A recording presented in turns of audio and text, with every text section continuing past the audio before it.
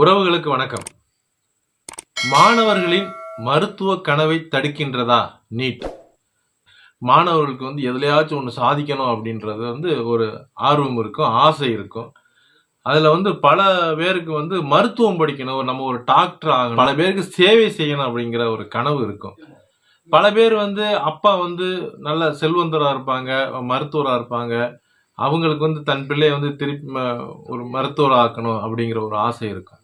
இது போல குழந்தைகளுக்கு ஆசை இருக்கும்போது இப்ப மருத்துவம் படிக்கணும்னு ஆசைப்படுற குழந்தைகள் முதல்ல எல்லாம் 12ஆம் வகுப்பு மதிப்பெண்ணை வச்சுதான் மருத்துவத்துறைக்கு படிக்கிறதுக்கு அனுமதி கிடைச்சிச்சு. இப்ப அப்படி இல்லை, நீட்டுங்கிற ஒரு பரீட்சையை கொண்டு வந்துட்டாங்க. நீட்டு கொண்டு வந்ததுக்கு அப்புறம் குழந்தைகள் தற்கொலை பண்ணிக்கிறாங்க. நம்ம மருத்துவர் ஆக முடியலையே, நமக்கு அந்த வாய்ப்பு கிடைக்கலையே அப்படின்னு. முதல்ல மருத்துவம் படிக்கணும்னு ஆசைப்படுற குழந்தைகளுக்கும், நம்ம குழந்தை எப்படியாவது மருத்துவர் ஆகணும், ஒரு டாக்டர் எழுதி பார்க்கணும் அப்படிங்கிற பெற்றோர்களுக்கும் சிறியதா ஒரு கவனிக்கணும். நீங்க இந்தியா முழுவதும் பல லட்சம் பேர் நம்ம மருத்துவர் ஆகணும் அப்படிங்கிற கனவோட இதுல பயிற்சி எடுத்துக்கிறாங்க. சில பேருக்கு இலவசமா பயிற்சிகள் கிடைக்குது, சில பேருக்கு பல லட்சங்களை செலவு பண்ணி பயிற்சி எடுக்கிறாங்க. அப்படி பயிற்சி எடுத்தவங்களுக்கு எத்தனை பேருக்கு பரீட்சை எழுதுறதுக்கு வாய்ப்பு கிடைக்குது? சரி, இப்ப 17 லட்சம் பேர் இந்தியா முழுவதும் நீட்டுக்காக பரீட்சை எழுதுறாங்க. இந்த 17 லட்சம் பேருக்கு அந்த மருத்துவம் கிடைக்கிறதுக்கு உண்டான வாய்ப்பு கிடைச்சிருமா? நம்ம இந்த 17 எத்தனை பேருக்கு இந்தியா முழுவதும் மருத்துவம் படிக்கிறதுக்கு உண்டான வாய்ப்புகள் இருக்கு, இடங்கள் இருக்கு அப்படின்னு மருத்துவம் படிக்கிற மாணவர்களும் மருத்துவம் படிக்க வைக்கணுங்கிற பெற்றோர்களும் கவனிச்சிருக்கீங்களா? ஒரு 1000 பேர் 2000 பேர் ஓடக்கூடிய மாரத்தான்லயே ஒரு விளையாட்டு போட்டியில முதல் 3 இடங்களுக்கு தான் பரிசுகள் கிடைக்கும். இப்போ ஒரு கபடி போட்டியை எடுத்துக்கிட்டா ஒரு 20 அணி 25 அணிகள் கலந்துக்கிட்டாக்க அதுல முதல் 3-4 அணிகளுக்கு தான் பரிசுகள் கிடைக்கும்.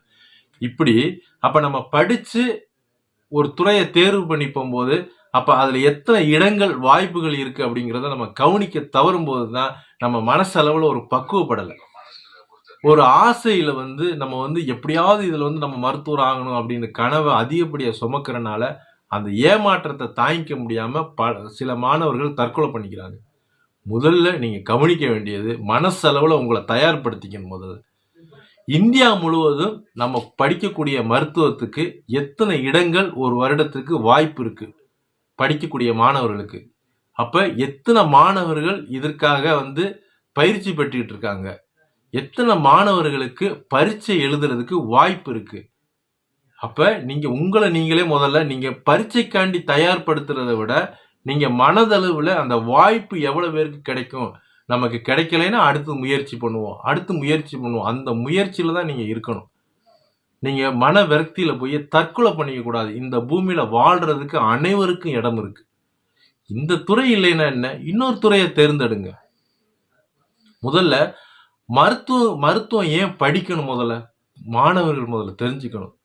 நீங்க நோயை குணப்படுத்த, நோய் வந்த பின்னாடி அந்த நோய்க்கான மருந்தை கொடுப்பதற்கு, மருத்துவத்தை பார்ப்பதற்கு, அது சரி குணப்படுத்துவதற்கு தான் நீங்க மருத்துவம் படிக்கிறீங்க.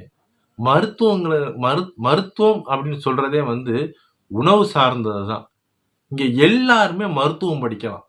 நமக்கு கொரோனா வந்தது, இந்த கொரோனா காலத்துல எத்தனை பேர் குழந்தைகளை உடம்பு சரியில்லைன்னு மருத்துவமனை தேடி நம்ம போயிருக்கோம். போகலையே. ஏன் போகல? நமக்கிட்ட இருக்க உணவை வச்சே நம்ம மருந்தா நம்ம உடம்ப சரி செய்துக்கிட்டோம். இன்னைக்கு கொரோனா இல்ல, காய்ச்சல் வருதா, தும்மல் அடிக்குதா, கை கால் வலிக்குதா, உடனே மருத்துவமனை தேடி ஒரு மாத்திரையை போட்டுக்கிட்டா போதும். ஆனா கொரோனா காலத்துல போகலையே அப்படி யாருமே. ஏன் போகல? அப்ப நம்ம இயல்பா நமக்கு நம்மளை சரி செஞ்சுக்கிட்டோம்.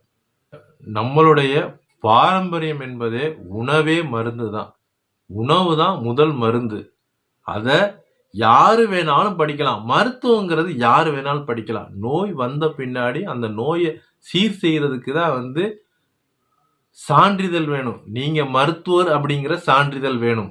ஆனால் பொதுவான மருத்துவத்தை யாரு வேணாலும் படிக்கலாம். நம்ம வீட்டில இருந்தே படிக்கலாம். நம்ம உடலை பறிச்சு நம்மளே சிந்திச்சு படிக்கலாம். நான் ஒரு புத்தகத்துல படிச்சேன், நோய்ங்கிறதே வந்து 3 வகை தான். சொன்னா நம்ப முடியுமா? கபம், பித்தம், வாதம். நமக்கு 12 ராசிகள் இருக்கு. என்னடா திடீர்னு இப்படி பேசுறேன்னு நினைக்க கூடாது. உண்மையிலேயே மருத்துவத்தை பத்தி நமக்கு ஒரு புரிதல் இல்லாதனாலதான் எல்லாரும் வந்து நம்ம மருத்துவர் ஆகணும், டாக்டர் ஆகணும், எல்லாருக்கும் சேவை பண்ணணும் அப்படின்னு நம்ம நினைக்கிறாங்க. ஆனா மருத்துவங்கிறது வந்து உண்மையிலே வந்து நம்ம உண்மையான மருத்துவத்தை நம்ம எளிமையா தெரிஞ்சுக்கிட்டோம் அப்படின்னா முடிஞ்ச அளவு நம்ம நோயிலிருந்து நம்மளை தற்காத்துக்க முடியும். எப்படி 12 ராசிகளோ, ஒரு மனிதன் வந்து அந்த 12 ராசிக்குள்ளதான் இருப்பான். அதே மாதிரி நோய்ங்கிறது 3 வகை தான். கபம், பித்தம், வாதம். நம்ம உடல் எதை சார்ந்தது அப்படிங்கிறத நாம தெரிஞ்சுக்கணும். முதல்ல கபமா, பித்தமா, வாதமா? பித்தம்னா சூடு, அதிகப்படியான உடல் சூடு. வாதம்னா வாயு தொந்தரவு உள்ளது உடல் அமைப்பு. எதுக்கத்தான் இந்த பருப்பு வகைகள் சாப்பிட்டா அங்கங்கே பிடிக்குது, மூட்டெல்லாம் வலிக்குது அப்படிங்கிறதெல்லாம் வாயு நான் வந்து மருத்துவர் இல்லை. நான் தெரிஞ்சுக்கிட்டத இனி யாரும் இந்த மருத்துவத்தினால படிக்க முடியலை அப்படின்னு வந்து யாரும் வந்து தற்கொலை பண்ணிக்க கூடாது. பெற்றோர்கள் வந்து முடிஞ்ச அளவு குழந்தைகளுக்கு ஒரு புரிதலை கொடுக்கணும் அப்படின்றக்காண்டிதான் நான் பதிவு பண்றேன். நான் சாதாரண ஒரு கிராமத்தில் உள்ளவன் தான். கபம், பித்தம், வாதம் சொன்னேன் இல்லையா? இதெல்லாம் இன்னைக்கு வலையொலிகள்ல, யூடியூப்ல ஏராளம் இருக்கு. ஒரு வார்த்தையை போட்டா அதுல ஆயிரக்கணக்கான அர்த்தங்கள் வருது. இன்னைக்கு எனக்கு எதுவுமே தெரியல அப்படின்னு யாரும் சொல்ல முடியாது. இன்னைக்கு எல்லாருமே வந்து ஸ்மார்ட் போன் வச்சிருக்கோம். அதுல யூடியூப்ல வலையொலியில எல்லாம் வருது. பாருங்க, நல்ல விஷயங்களை பாருங்க. கபம், பித்தம், வாதம்னா என்னன்னு தெரிஞ்சுக்கங்க. இதுல ஒண்ணுதான் நம்ம உடல் அமைப்பு. எல்லா உணவுமே நல்ல உணவு தான். ஆனா ஒரு உணவுக்கு இன்னொரு உணவுக்கும் எதிர்வினை ஆற்றக்கூடியது இருக்கு. நம்ம உடம்பு கபம் சார்ந்த உடம்பா, பித்தம் சார்ந்த உடம்பா, வாதம் சார்ந்த உடம்பான்னு நம்ம தெரிஞ்சுக்கிட்டோம்னா இதுக்கு எதிரான உணவுகளை நீங்க எடுக்காம விட்டீங்கனாலே நீங்க வந்து 99.9 நோயிலிருந்து தப்பிச்சிடலாம். இத உண்மையில எல்லாரும் வந்து இதை படிச்சுக்குங்க. மருத்துவங்கிறது இன்னைக்கு வந்து வாய்ப்புகள், இன்னைக்கு வந்து மக்கள் தொகைக்கு ஏத்த மாதிரி இன்னைக்கு வந்து எல்லாரும் படிச்சுட்டா வேலை கிடைக்கும் அப்படின்னு எல்லாரும் படிப்பை நோக்கி ஓடிக்கிட்டு இருக்கோம். ஆனா காலத்துக்கு தகுந்தால் போல் நம்ம சிந்தனைகளை நம்ம சிந்திக்கிறதே இல்லை. ஒவ்வொரு 10 ஆண்டுக்கும் பொதுவா ஒவ்வொரு கால் நூற்றாண்டுக்கும் ஒரு வளர்ச்சி இங்க வந்துகிட்டே இருக்கு. இதுல எத்தனை பேருக்கு வாய்ப்புகள் இருக்கு, எவ்வளவு வாய்ப்புகள் மனிதன்கிட்ட இருந்து பறிபோகுது அப்படிங்கிறத நம்ம அதை கவனிக்கிறதே இல்லை எப்பவுமே.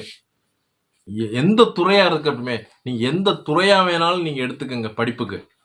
அந்த துறையில இந்த வருடம் எத்தனை பேர் இதுல கலந்துக்கிறாங்க, எவ்வளவு வாய்ப்பு இருக்கு, அதுல நமக்கு இதுல கிடைக்குமா கிடைக்காத, முடிஞ்ச அளவு போராடணும். அந்த வாய்ப்புக்காக வந்து நம்ம முயற்சி செஞ்சுக்கிட்டே இருக்கணும். கிடைக்கலைன்னா அதை பத்தி கவலைப்படணும். 100 பேருக்கு தான் வாய்ப்பு இருக்குன்னா அங்க 5000 பேர் வந்து கலந்துக்கிறாங்க. அந்த 5000 பேருக்கு கிடைக்காது. அப்ப 4900 பேர் வந்து அடுத்ததை பார்த்து போக வேண்டியதுதான். அடுத்த வருடம் அந்த வாய்ப்புக்காண்டி காத்திருக்க வேண்டியதுதான். அடுத்த வாய்ப்புகளை தேடி நம்ம போக வேண்டியதுதான். இவ்வளவுதான் விஷயம். நம்மள மனதளவுல எல்லாத்தையும் தயார் பண்ணிக்கணும். இன்னைக்கு நீட்டுன்னு ஏன் கொண்டு வந்திருக்காங்க? முதல்ல எல்லாருக்கும் வாய்ப்பு கொடுக்க முடியாது, ஃபில்டர் பண்ணணும், அவங்க வடி கட்டணும். அவங்க நீங்க இதுல இருந்து இப்ப நீட்டுக்கு ஆரம்பத்துல எல்லாருக்கும் நீட்டுன்னா கடினமா இருந்தது, இன்னைக்கு மிக எளிமையாயிருச்சு. இன்னொரு 5 ஆண்டுகள்ல எல்லாருமே அதிக மதிப்பெண் எடுத்துக்கிட்டே இருப்பாங்க. அப்ப அதுக்கு ஒரு திருப்பி வந்து வடிகட்டுறதுக்கு ஏதாச்சும் ஒன்று நீட்டு மாதிரி இன்னொன்னு கொண்டு வருவாங்க. எவ்வளவு பேருக்கு வாய்ப்பு கொடுக்க முடியும்? நீங்க எல்லாரும் மருத்துவர் ஆகணும் அப்படின்னாக்க அப்ப பெரும்பாலான எல்லாரும் நோய் இங்க உருவாகிக்கிட்டே இருக்கணும். எந்த அளவுக்கு நீங்க மருத்துவத்தை நீங்க தேடி தேடி போறீங்களோ அந்த அளவுக்கு வந்து இயல்பா இங்க நோயை உருவாக்க வேண்டிய கட்டாயமும் இருக்கு. இத நம்ம இந்த யதார்த்தத்தை நம்ம உள்வாங்கி புரிஞ்சுக்கணும். முதல்ல இங்க ஒவ்வொரு தனி மனிதனும் சிறு குழந்தைல இருந்து நீட்டே அவசியம் இல்லைங்க. மருத்துவம் படிக்கிறதுக்கு மருத்துவம் தனியா போய் மருத்துவத்தை ஒண்ணு படிக்கணும்னு அவசியமே இல்லை. பெற்றோர்கள் ஒவ்வொரு குழந்தைக்கும் வெயில் காலத்துல என்ன மாதிரி உணவு எடுக்கணும், மழை காலத்துல என்ன மாதிரி உணவு எடுக்கணும், குளிர் காலத்துல என்ன மாதிரி உணவு, காலத்துக்கு ஏற்ற மாதிரி என்ன மாதிரி உணவுகள் எடுக்கணும் அப்படிங்கிறத நம்ம தெரிஞ்சுக்கிட்டாலே முக்கால்வாசி மருத்துவத்தை நம்ம படிச்சதுக்கு சமம். உணவே மருந்து தான் இங்க. அந்த உணவு தான் விஷமும் கூட. நம்ம உடலுக்கு ஏற்ற மாதிரி நம்ம என்ன உணவை நம்ம எடுக்கணும் அப்படிங்கிற அந்த புரிதல் நமக்குள்ள வந்துருச்சுன்னா நோயிலிருந்து நம்மளை வந்து தற்காத்துக்கலாம். இன்னைக்கு எடுக்கக்கூடிய எல்லா உணவுலையும் விஷம் இருக்கு. இந்த புரிதலோட தயவு செய்து மருத்துவம் படிக்கக்கூடிய மாணவர்கள் யாரும் தற்கொலை பண்ணிக்காதீங்க. இங்க வாய்ப்புகள் நிறைய இருக்கு. இந்த வாய்ப்பு இல்லைன்னா இன்னொரு வாய்ப்பு. மாணவர்கள் ஒன்றை நல்லா தெரிஞ்சுக்கணும். விளையாட்டு போட்டியில ஒருவர் கலந்துக்கிட்டு நான் தோத்து போயிட்டேன் அப்படின்னு யாருமே தற்கொலை பண்ணிக்கிறதே இல்லை. ஏன்னா அவர்களுக்கு இயல்பாகவே அந்த உடல் வலிமையும் மன ஆற்றலும் அதிகமாக இருக்கும். ஒரு முறை இல்லை, 100,000 முறை தோற்றா கூட அடுத்த முறை நான் வெல்லுவேன் அப்படின்னு அவனுக்குள்ள அந்த இயல்பாகவே ஒரு சிந்தனை ஓடும், வெறி இருக்கும், எப்படி நம்ம வெற்றி பெறுறது அப்படின்னு. ஆனால் இங்கே தற்கொலை பண்ணிக்கிறவங்க எல்லாரையும் பார்த்தா அந்த மன வலிமை இல்லை யாருக்குமே. ஏன்னா இயல்பான புரிதல் அவர்களுக்குள்ள வர்றதில்லை. தயவுசெய்து மாணவர்கள் யாரும் தற்கொலை பண்ணாதீங்க. வாய்ப்புகள் இருக்கு. வாய்ப்புக்காண்டி காத்துருங்க. இந்த வாய்ப்பு இல்லைன்னா இன்னொரு வாய்ப்பு. நன்றி, வணக்கம்.